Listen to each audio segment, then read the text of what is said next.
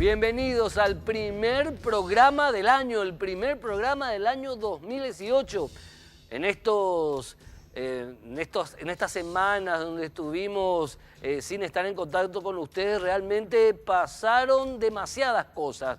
Y fundamentalmente teniendo en el centro de la información al jurado de enjuiciamiento de magistrados y la revelación de algo que se comentaba en voz baja en los pasillos, de un manejo inadecuado del poder político sobre el accionar de los jueces, de las fiscalas, de los fiscales, de las juezas, hasta de los ministros de la Corte Suprema de Justicia, en donde la característica esencial era el manejo político de casos judiciales, a través de un sistema, si se quiere, de presión iniciado o desarrollado desde el interior del jurado de enjuiciamiento de magistrados.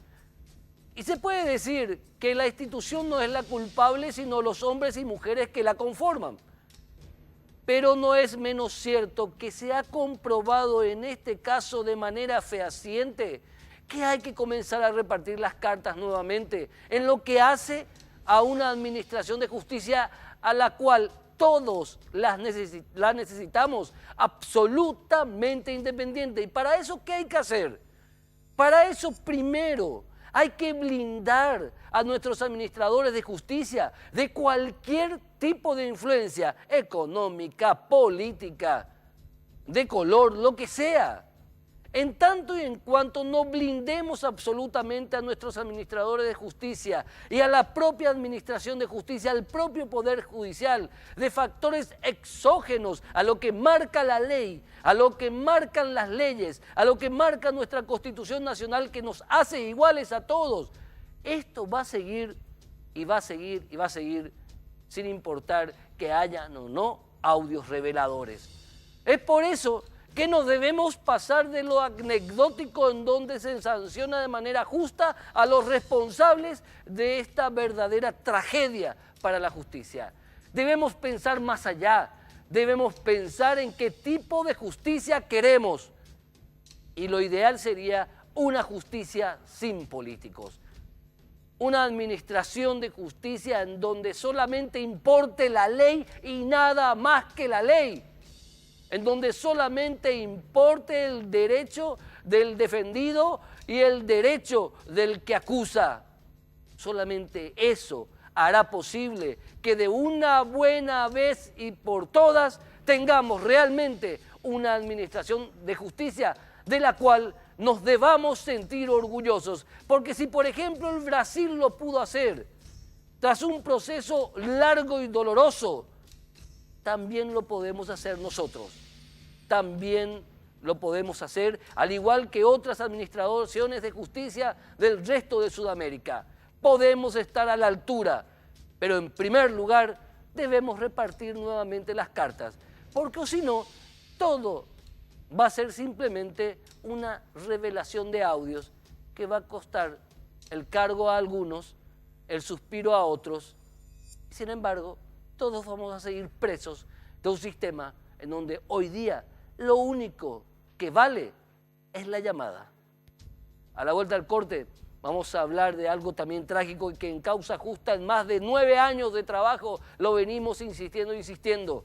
La tragedia de la violencia intrafamiliar.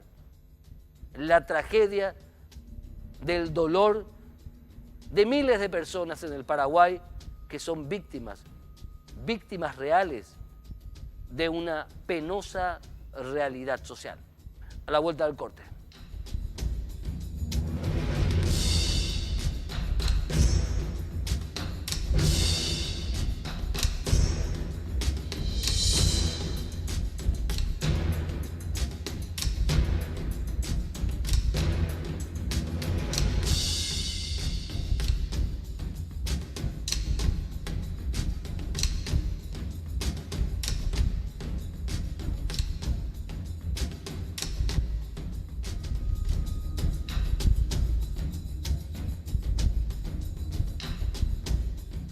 El año 2017 terminó con un saldo trágico de más de 48 mujeres muertas, asesinadas en el marco de una dinámica de violencia intrafamiliar. Uno de los casos más destacables fue el que afectó a una reconocida abogada como víctima fatal, asesinada presuntamente, según la investigación fiscal, por su propio esposo, de un puñetazo en el pecho que prácticamente le hizo estallar el corazón. Eso nuevamente planteó el debate mediáticamente en las redes sociales, y no fueron muchos aquellos, y no fueron muchas aquellas que de una manera fácil decían, esas mujeres que son víctimas, ¿por qué no se van simplemente? ¿Por qué no denuncian simplemente?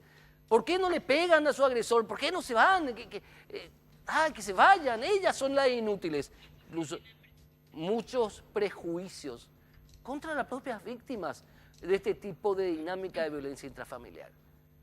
Nosotros quisimos tener, y lo obtuvimos, el testimonio, por cierto, heroico, y el testimonio valiente y corajudo de una mujer a la cual nosotros la podemos decir que es una sobreviviente, pero ella también se dice y se hace llamar a sí misma como una sobreviviente de la violencia intrafamiliar.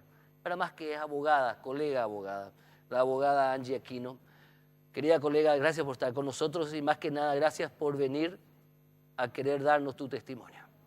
Buenas noches, muchas gracias por la invitación, gracias a ustedes, obvio. Buenas noches a la audiencia. ¿Por dónde empezar? Porque después de escuchar esa introducción es bastante doloroso volver a recordar. Y es verdad, primero te juzgan, te señalan con el dedo y después te preguntan. Es muy fácil juzgarle a la persona y decir por qué no se va, por qué no se defiende. No digo que sea la mayoría de los casos, pero creo que el 90% de las mujeres que fuimos o somos golpeadas pasamos por la primera etapa, que es la violencia verbal. Durante toda esa etapa de la violencia verbal te hace creer que no servís para nada, que realmente sin su presencia física no vas a poder salir nunca adelante. Sos una pu, complete la frase, no servís para nada, si salís de acá no vas a poder salir sola adelante, con más razón si tenés hijos, o sea, si hay hijos en común.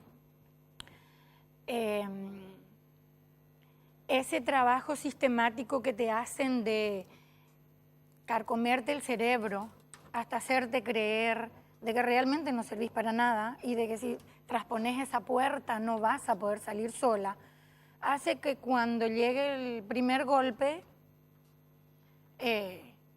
digas, bueno, me voy. Basta, no quiero saber más nada. Agarras tus cosas y cuando vas a abrir esa puerta, pensás, le mirás a tus hijos y pensás y decís, ¿y qué voy a hacer allá afuera, sola? ¿Qué va a pensar mi mamá? ¿Qué va a pensar mi papá? ¿Qué va a pensar la sociedad? ¿Qué va a pensar el resto del mundo?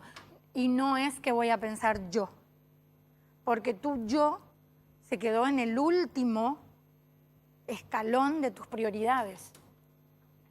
Es muy fácil apuntar con el dedo, es muy fácil.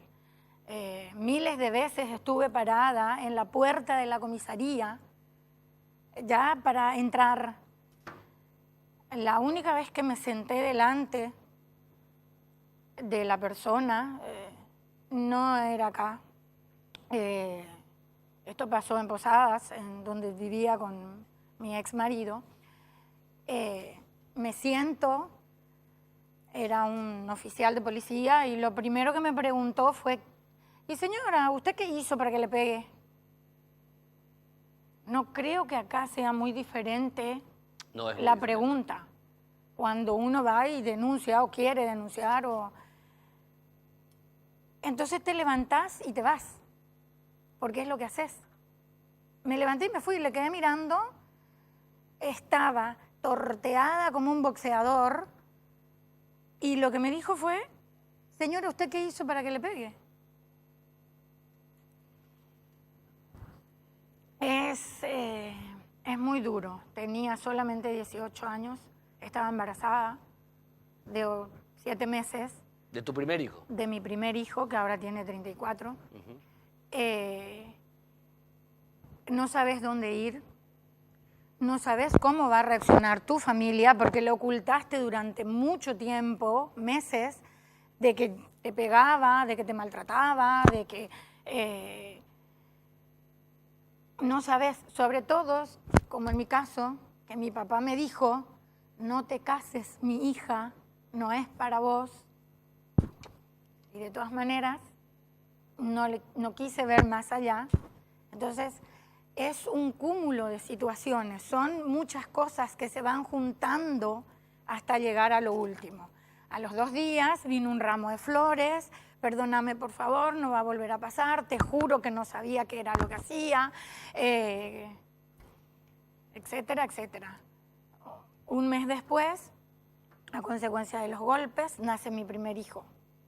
¿Nace antes de tiempo? Nace de 8 meses. De 8 meses. Un mes antes. Un mes antes nace. Fueron tiempos muy difíciles.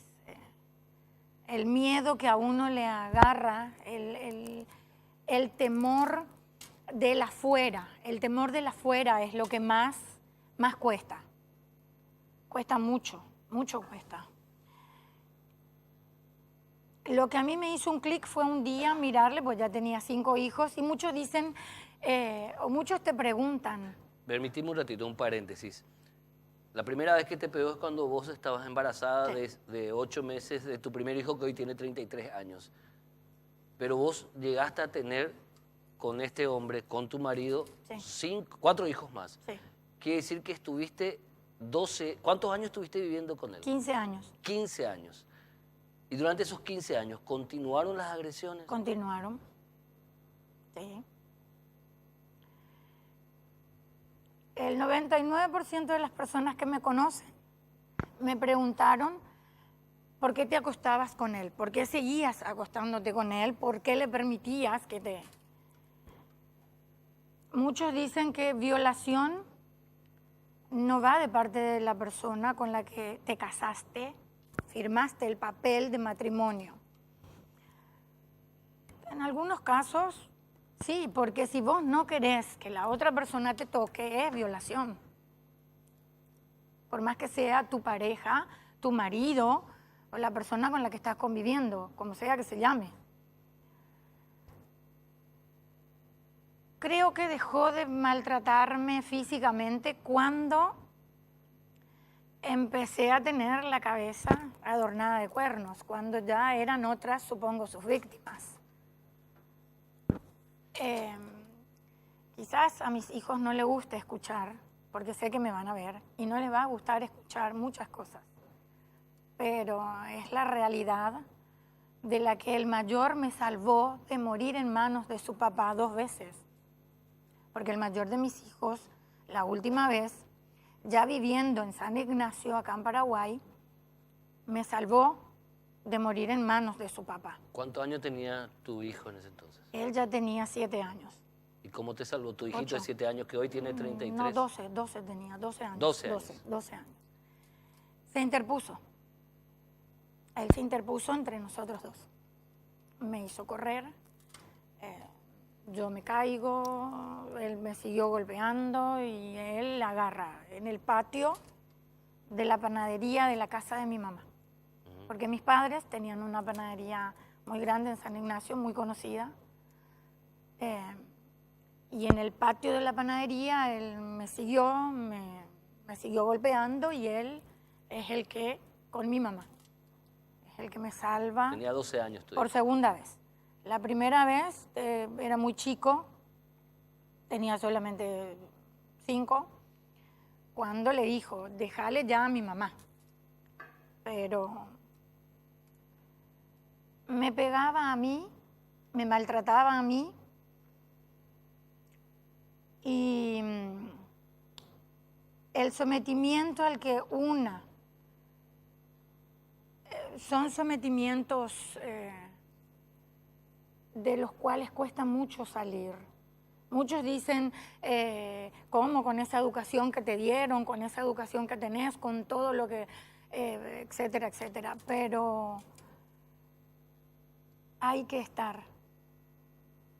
Tenés que haber vivido, tenés que haber pasado por eso para entender. Por eso cuando escuché, cuando me enteré, cuando dicen por Sabrina, ¿por qué no le dejó? ¿Por qué no le denunció? ¿Por qué no se fue?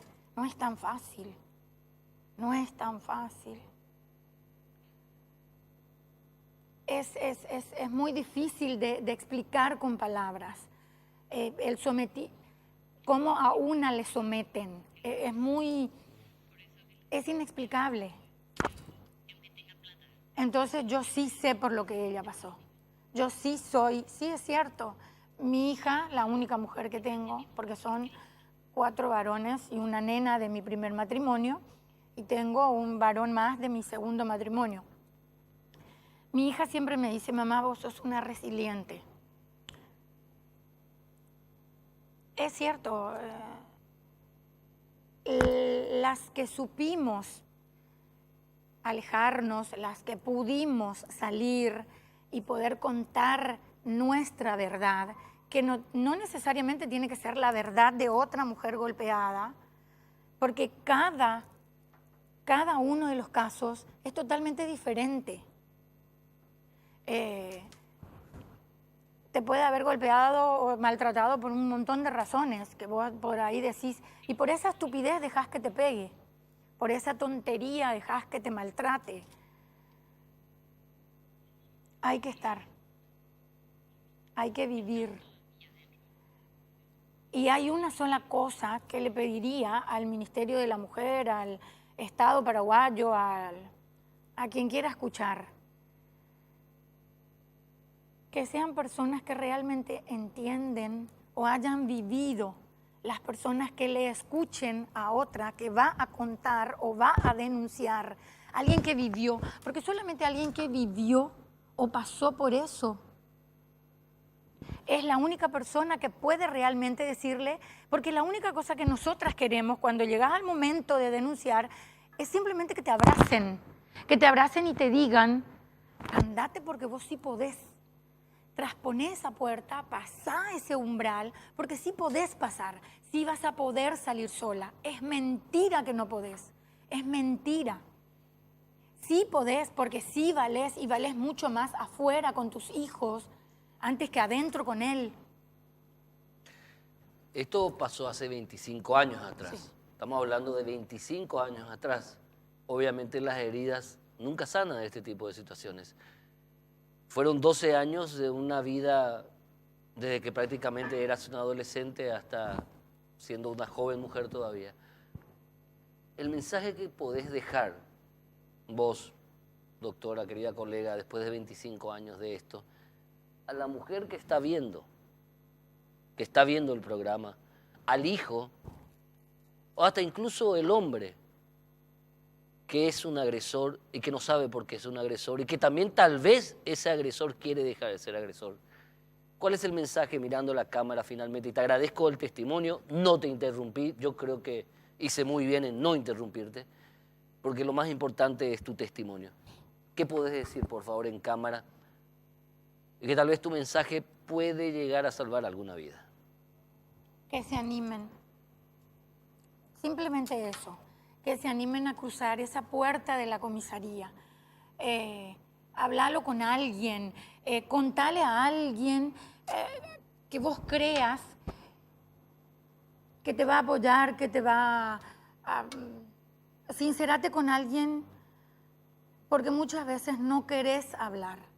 No querés hablar por el que dirán, no querés hablar porque él quizás se va a enterar y te va a pegar peor, no querés hablar porque quizás está mal visto supuestamente. No sé, lo único que te puedo decir es habla, contá, trata de... Y si no podés hablar o contar por las razones que fueran, andate. Solamente tenés que saber que valés mucho más como mujer afuera de esa casa que adentro. Andate porque sí valés y valés mucho. Es mentira todo lo que él te dice. Es mentira que sos una es mentira que no vales nada, es mentira que no vas a poder nunca sola, porque sí podés, sí vas a poder. Lo que no vas a poder es justamente si te mata. Eso es lo que no vas a poder. Doctora Angie Aquino, nada más que agregar. A la vuelta del corte debatimos con exponentes de diversas áreas que tienen que ver con la administración de justicia, con el mundo judicial, con respecto al 2018 que nos espera. A la vuelta del corte.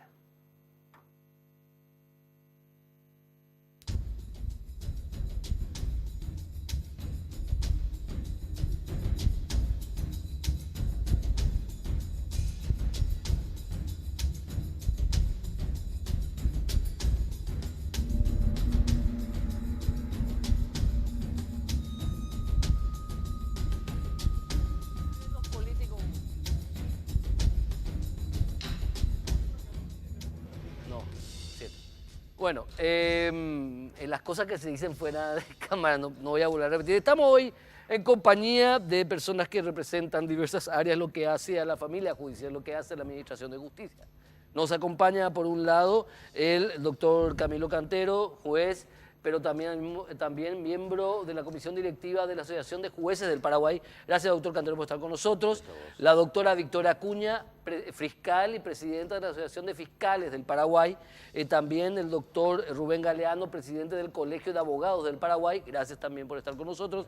Y el constituyente y ex legislador, el doctor Hugo Estigarribia. Gracias por estar con nosotros, doctor. Bienvenidos. Comienzo, obviamente, por la dama.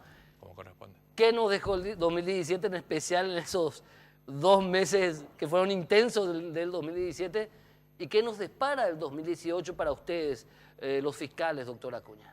Sí, muy buenas noches a usted, a la amable audiencia.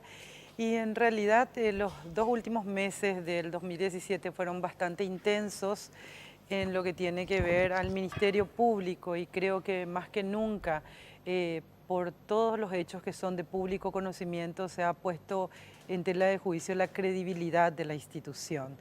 Creo que el 2018 es una oportunidad para que justamente ese desafío que tiene el Ministerio Público de consolidar la credibilidad ante la ciudadanía pueda ser reivindicada con las investigaciones que se han abierto con relación sobre todo a aquellos hechos que involucran a funcionarios del Ministerio Público y componentes del jurado de enjuiciamiento de magistrados.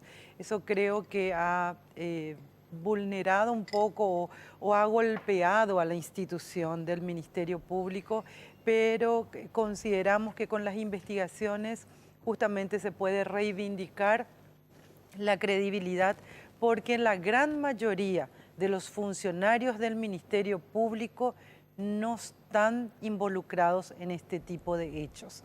Entonces, para nosotros como gremio es muy importante hacer esa aclaración, que hay varios funcionarios, y digo en general porque no solamente fiscales, sino asistentes, secretarios y todo el funcionariado del Ministerio Público que no está involucrado en este tipo de hechos. Por eso para nosotros es muy importante que estas investigaciones lleguen a su fin y que realmente sean castigados aquellos que son responsables de estos hechos punibles. 2017, un resumen, doctor Rubén Galeano. Ustedes emitieron comunicados bastante duros, expresaron posiciones bastante fuertes y firmes con relación a todo lo que sucedió, en especial ahí, del jurado de enjuiciamiento. Así mismo, doctor. En primer lugar, permíteme agradecerte, doctor, por formar parte de este primer programa del año de Causa Justa y hacer un poco este análisis de lo que fue el año 2017. Yo creo que el año 2017, Héctor, podemos resumirlo en una palabra en lo que hace al funcionamiento de la Administración de Justicia. Crisis. Hubo una grave crisis en la Administración de Justicia evidenciada por situaciones como la filtración de audios que hacen el funcionamiento del jurado de enjuiciamiento de magistrados, crisis por la designación de un nuevo agente un nuevo fiscal general del Estado, todo lo que conlleva el proceso, crisis en cuanto al acceso a la información pública, al funcionamiento del Consejo de la Magistratura, crisis en cuanto a la falta de posicionamiento claro de la propia Corte Suprema de Justicia en algunos temas que afectan a la administración misma, crisis por la postura marcada por la Convención de Jueces, donde reclaman independencia y reclaman sobre todo dejar de ser presionados por el estamento político. Pero la crisis también es sinónimo de oportunidad, Héctor. Todo ello nos sirvió para que a partir del gremio y lo que hace la tarea misma del Colegio de Abogados del Paraguay, hayamos apuntado estas situaciones, reclamado posturas claras a las instituciones encargadas de investigar y de asumir posturas y sobre todo pretender, buscar siempre que la administración de justicia sea una administración de justicia verdaderamente independiente. En la medida de que tengamos independencia en la administración de justicia, Héctor, vamos a tener la anhelada justicia, que no es sino un valor al que propendemos como sociedad, un valor al que apuntamos como sociedad. Una administración de justicia independiente dará verdadera justicia a la ciudadanía. Cuando la ciudadanía sienta que se está haciendo justicia, vamos a tener paz social, Héctor. Doctor Hugo Estigarribia, como ex legislador, constitucionalista, y el diálogo que tuvimos muchas veces, ¿no es momento ya de una buena vez por todas de rediseñar el jurado, de rediseñar el protocolo de intervención desde el jurado ante fiscales y jueces? Yo creo que podría ser un tema de una futura reforma constitucional. Yo siempre sostuve que si se va a hacer una reforma constitucional se tiene que estudiar primero qué es lo que se debe reformar. Pero lo más importante se estuvo dando a finales del año 2017 con el cambio de hombres. Vamos a mirar lo que está pasando, lo que pasó en el Senado, ¿verdad? Con la sustitución del representante del Senado por renuncia, presionado por la opinión pública prácticamente, el senador González Daer y también Oriol Mato. Fueron sustituidos ante la evidencia de un comportamiento presuntamente inadecuado. Digo presuntamente porque no hay juzgamiento, pero los audios hablan por sí solos. Entonces hay primero un reconocimiento del cuerpo de que ha tenido un alto impacto en la actuación de sus miembros y por último tener que renunciar a algo que no es usual en Paraguay. Que alguien renuncie, ¿verdad? Una posición de privilegio o de poder. Yo creo que un primer gran cambio. Yo creo que ahora está pendiente también ver un poco la inacción de la Fiscalía en casos paradigmáticos como el de Rodrigo Quintana y otros casos que quedaron impunes, cruces de llamada donde se involucra gente cercana al Poder Ejecutivo, con altos jefes policiales, con dirigentes políticos. ¿Qué tiene que hacer gerente de una empresa particular metiéndose en esto? Y la Fiscalía no investigó y no pasa nada con la fiscala tampoco. Que dice, no, esto no es trascendente. Lo mismo pasa a nivel de Poder Judicial, ¿verdad? ¿Cuánta impunidad hay de políticos que están implicados en casos que están dilatando, chicaneando, ¿verdad? De todos los partidos políticos. ¿Qué responde el gremio de jueces o la Corte Suprema a esto? Seguir con chicanas, seguir con personajes que ahora van a ser reelectos, que prácticamente ya entran en la lista de candidatos, van a ser proclamados en enero, ya entran a la lista, entonces se tiene la impunidad. ¿Cómo aplican los fueros los magistrados? Cuando que ellos tienen una causa penal contra un sujeto que antes fue gobernador, después pasa a ser diputado, te piden el desafuero. ¿Por qué no tiene que pedir el desafuero? No tiene fuero para acciones que no son propias del legislador. Solamente tiene que pedir el desafuero cuando ese personaje, ese diputado, ese senador, en uso de sus funciones de diputado o senador, estuvo acusado de un hecho delictivo. Ahí tienen que pedir desafuero. Los demás casos no tienen por qué pedir desafuero, esas interpretaciones que se hacen, ¿verdad? Y nosotros mismos los abogados, pues yo también soy abogado y vivo la profesión de eso, ¿verdad? No vivo la política. Tenemos que hacer un mea culpa. Estos audios se filtraron, el feroz tráfico de influencia de algunos abogados que ni con una carpeta no se van al tribunal, que están cocinando cosas por teléfono con miembros del jurado de enjuiciamiento, etcétera, etcétera. También tenemos que pedir nosotros como gremio, ahí yo también voy a hablar como presidente de la Federación Interamericana de Abogados, capítulo paraguayo, aparte de esto que contaste, ¿verdad?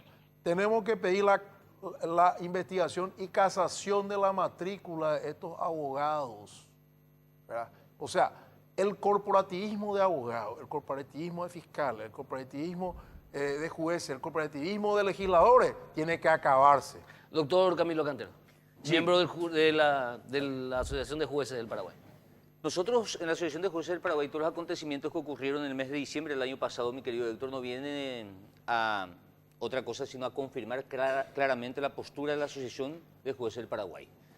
Ratificamos nuestra postura de erradicar el amiguismo y la intromisión política dentro del sistema jurídico, una carrera judicial. Creemos que la independencia del Poder Judicial se puede lograr a través de no actos heroicos particulares, sino que también una infraestructura normativa y orgánica de manera tal a ir mejorando el sistema. Esa histórica y sincera autocrítica de cara a la sociedad de la Asociación de Jueces del Paraguay vino posteriormente a ser reconfirmado con acontecimientos que ocurrieron en otro estamento, pero que tienen relación con el servicio de justicia, y para tal efecto la justicia, o sea, la Asociación de Jueces del Paraguay claramente también deja sentada su postura de que no está de acuerdo con el corporativismo. Cada uno de los magistrados son responsables de sus actos, pero sí también nosotros luchamos y propiciamos por la independencia del Poder Judicial, por una ley de carrera judicial, y para tal efecto, de cara a una eventual próxima Convención Nacional Constituyente, también tenemos nuestros planteamientos propios. Hay varias aristas que tocar, pero se habla de corporativismo entre los abogados, que no tenemos autocrítica, corporativismo entre los fiscales, corporativismo entre los jueces. ¿Cómo enfrentar eso que puede ser una sensación o también puede ser una realidad? ¿Cómo enfrentarlo? Posturas claras, Héctor, si me permitís. El Colegio de Abogados del Paraguay, ante la primera situación que involucraba justamente a profesionales del derecho, sentamos posturas públicas claras donde rechazamos y nos indignamos. Y no solamente eso, pedimos que actúen los órganos de investigación y que se establezcan las responsabilidades y se sancionen a los responsables. Los eufemismos hay que dejarlos de lado, Héctor. Yo tengo que ser bien claro en ese sentido. El Colegio de Abogados del Paraguay fue el primero que, ante la publicación en el mes de noviembre de los audios que involucraban a funcionarios en ese entonces del Jurado de Enjuiciamiento de Magistrados y a profesionales del derecho, reclamamos la actuación de la Fiscalía General del Estado, que recién 2 días después de nuestra postura pública se dignó a abrir una investigación y a designar un agente fiscal. Y fíjate, recién un mes después ese agente fiscal recaba los datos o los elementos técnicos del Jurado de Enjuiciamiento de Magistrados. El Colegio de Abogados del Paraguay fue el único que cuando surgieron cuando surgió el segundo grupo de audios, que en el día se pronunció y reclamó responsabilidades también. Es la única manera en que no vamos a caer en el corporativismo. Tenemos que reclamar institucionalidad siempre, porque si vamos a reclamar institucionalidad solamente cuando afecta a otros estamentos, entonces estamos haciendo corporativismo. La misma O pregunta, estamos doctora. ejercitando corporativismo. Gracias, doctor Rubén Alano. Doctora. También aclarar que la Asociación de Fiscales del Paraguay fue el primer gremio involucrado o de operadores de justicia que sacó un comunicado luego de la publicación de estos audios solicitando, instando al fiscal general del Estado que él encabece la investigación para el esclarecimiento de los hechos y para, justamente como hablé al principio, para proteger la credibilidad de la institución. Más allá de las personas, acá hay que proteger al Ministerio Público como institución. Y solicitamos no que se hagan auditorías como en principio se resolvió, sino que se abra un proceso penal, porque estamos hablando, como mencionaron aquí, de hechos punibles cometidos no solamente por funcionarios públicos, sino también por operadores de justicia privados, por abogados en connivencia con un funcionario público. Bueno, a la vuelta del corte está el comunicado. Es el comunicado, a la vuelta del corte. Jueces del Paraguay también para señalar que en coincidencia con el Colegio de Abogados y la Asociación de Fiscales, la Asociación de Jueces del Paraguay, ese mismo día, 18 de diciembre, también ratificando la primera convención, exigió la investigación exhaustiva de todos los acontecimientos denunciados. A la vuelta del corte continuamos con este primer programa con distinguidas personalidades que hacen al mundo judicial para ver cómo nos quitamos del polvo encima y avanzamos hacia una verdadera administración independiente de justicia.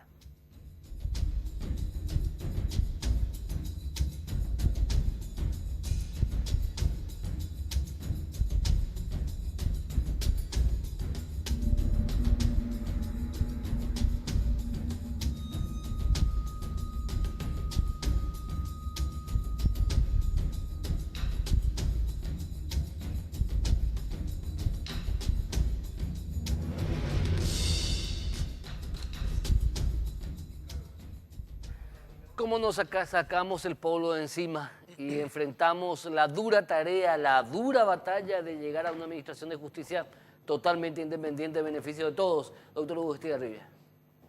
Creo que esta es una gran oportunidad de hacer una operación tipo Manipulite en Italia. Ya arrasó con una gran parte de la clase política y la magistratura judicial. Ahora yo creo que tenemos que aprovechar esto y empezar a limpiar. Y obviamente la ciudadanía tiene la opción en abril de elegir aquellos que puedan mejorar el Congreso, porque el Congreso tiene mucho poder con esta estructura constitucional. Entonces, yo creo que en primer lugar, está en manos de la gente en abril saber elegir.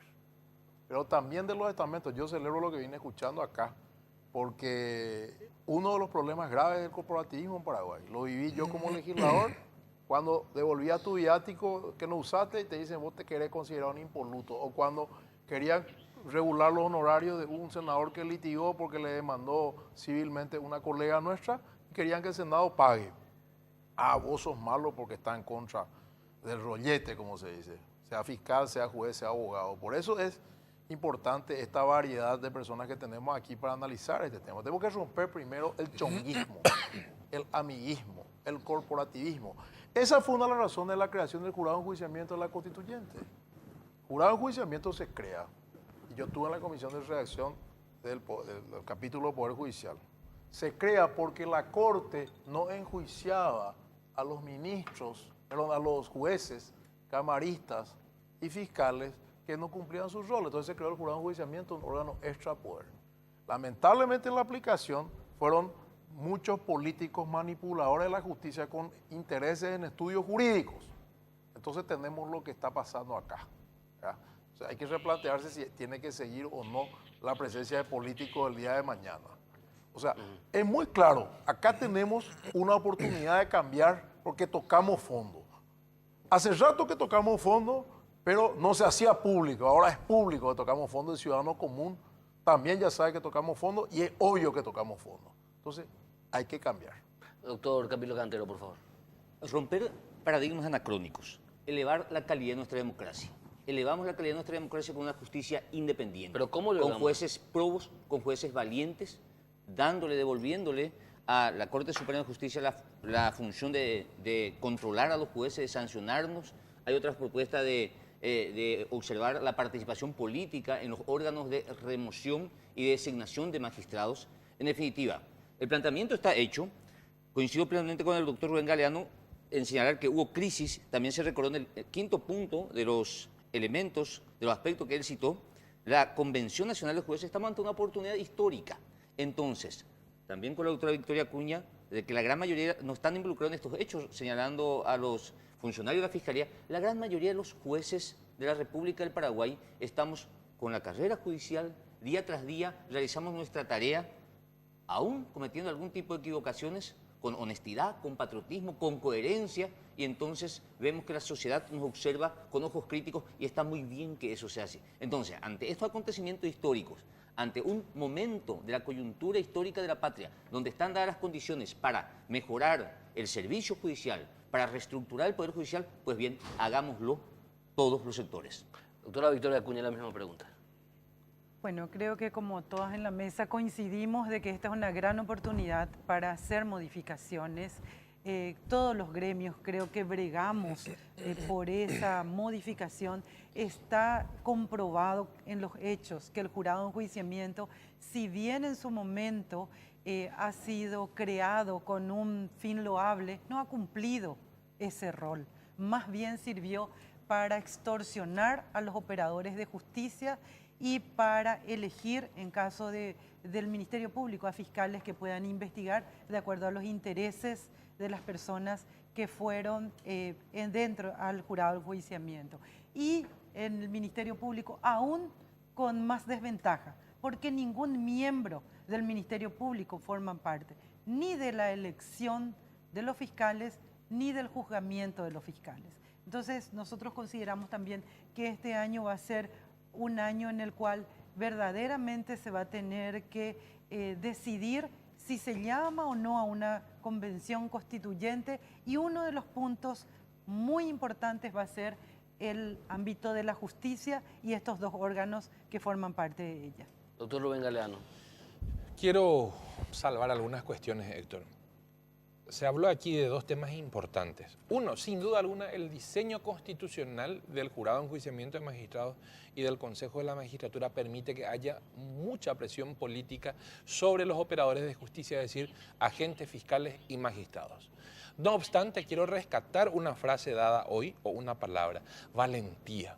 Hoy un requisito esencial para el que pretenda ser agente fiscal y magistrado es la valentía.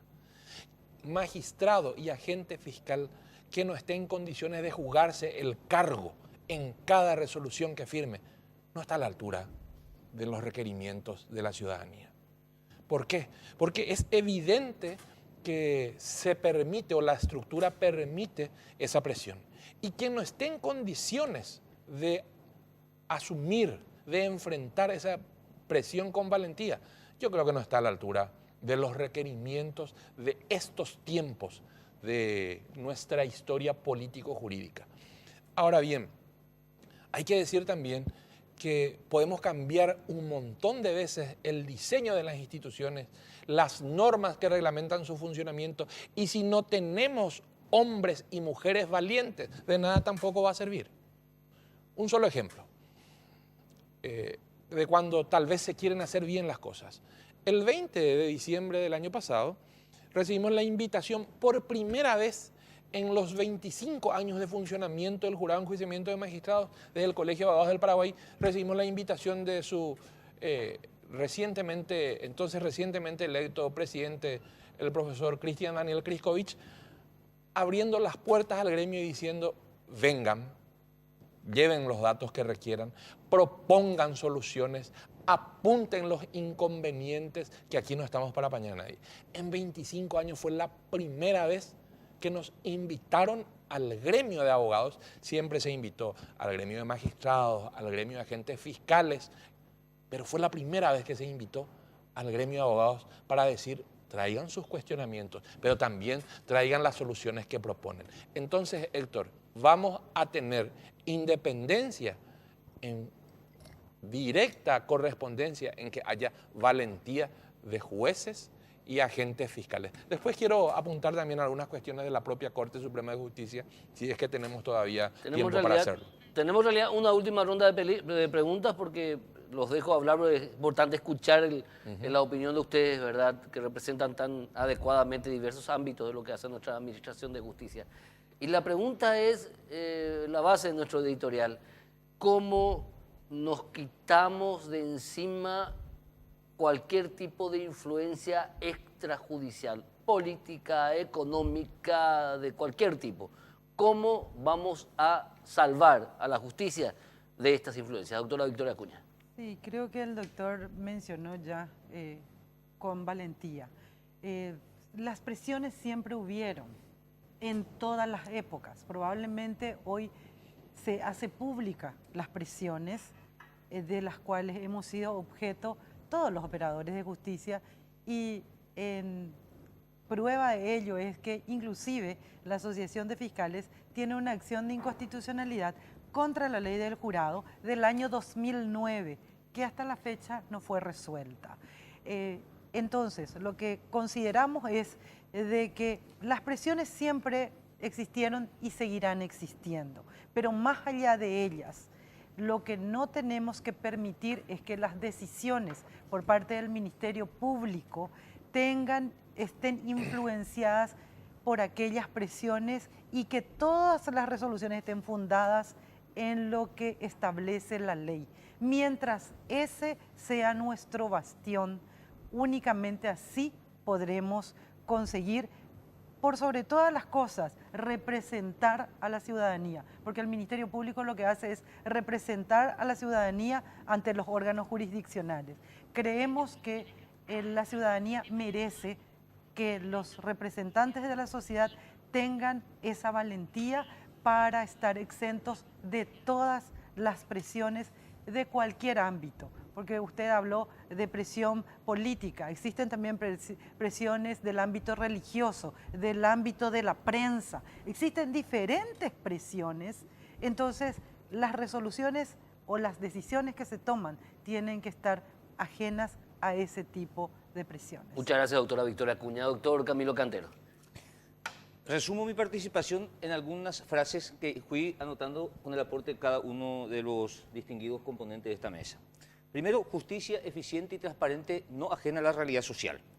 Segundo, coincidimos con el gremio de fiscales no al enjuiciamiento de oficio. Para tal efecto, la Asociación de Jueces del Paraguay también presentó una acción de inconstitucionalidad que está durmiendo el sueño de los justos. Blindar a los buenos jueces y fiscales, no a los pusilánimes, valentía, coraje, honestidad, probidad. Y con respecto al subtítulo, en el 2018 llegará la justicia independiente. Realmente son pasos que la ciudadanía debe ir ganando y nosotros tenemos la mejor predisposición como magistrado de la República, y la Asociación de Jueces del Paraguay, presidida por el doctor Delio Vera Navarro, en más de una oportunidad dejó clara sentada la postura para tal efecto. Somos soldados de esta causa. Gracias, doctor Camilo Gracias, Cantero. Doctor Hugo Estigarribia. Sí, yo creo que hay una situación grave que afecta al maridaje entre política y justicia y también ejercicio profesional de la abogacía, que tenemos que aprovechar para cortar este maridaje. Excelentes profesionales que nos ganan casos por tráfico de influencia que hacen algunos abogados, sobre todo en el ámbito penal. Pero también hay otros ámbitos en los cuales a lo mejor no se nota tanto, ¿verdad? Ahora todo salió a luz. Es la gran oportunidad de limpiar, pero el criterio y el carácter es algo que no se sustituye con el currículum. Yo ahora tuve la suerte del año pasado de enseñar en la escuela judicial por primera vez, Derecho Procesal Constitucional, y le decía a mis alumnos que lo más importante, más allá de las enseñanzas que puedan tener ustedes acá, es de forjar un carácter para ser magistrado. Así como el político, el que va a entrar a la política, no tiene que querer ser millonario, como dice José Mujica, así también el que va a ser juez no tiene que pretender ser millonario y tiene que saber que va a tener muchas presiones. ¿O acaso un legislador no tiene presiones en los grupos de intereses? ¿O acaso el abogado no tiene presiones cuando es profesor de la facultad y hay algún alumno afectado? Yo me he visto afectado por recusaciones de muchos alumnos mediocres que no querían rendir conmigo, ¿verdad? Me han llamado empresario para que su hijo pueda ser habilitado y me he rechazado, ¿verdad? Criterio, carácter. Y ese magistrado, si para llegar a ser magistrado por la estructura constitucional que tenemos, tuvo que hacer mucho lobby, pues bien, tuvo que hacer lobby, pero no le debe nada a ese señor que le designó. Ese señor cumplió su obligación de designarlo. Eso tienen que entender los jueces, los fiscales. El político no es el dueño del magistrado. Entonces, y los políticos tienen que entender también que este destape de ollas ya le cortó la cabeza a algunos a final del año pasado. Y va a seguir cortando cabeza. Y que la tecnología y el acceso a la información pública hacen que la ciudadanía se empodere. Y eso se tiene que demostrar en las elecciones de abril, cuando se elija a los mejores. Perfecto. Entonces, ¿qué te quiero decir? Es una gran oportunidad que el 2018 sea un año de muchos y profundos cambios en la justicia. Gracias, doctor Hugo Estigarribia. Doctor Rubén Galeano, finalmente. Héctor, importante que cada estamento cumpla con su rol. La Corte Suprema de Justicia tiene en su seno la posibilidad de resolver las acciones de inconstitucionalidad. Yo representé también a algunos magistrados y agentes fiscales en la promoción de una acción de inconstitucionalidad contra la ley que regula el funcionamiento del jurado de enjuiciamiento de magistrados en cuanto al enjuiciamiento de oficio. Porque, como se habrá dado cuenta la ciudadanía y nos dimos cuenta los operadores de justicia, el enjuiciamiento de oficio es la espada de Damocles que pende sobre la cabeza de agentes fiscales y jueces. Por eso cuando nos reunimos con Kriskovich, el Colegio de Abogados del Paraguay le requirió de que en lo posible ya no se eche mano del enjuiciamiento de oficio, salvo los casos groseros que ameriten la intervención institucional, por un lado.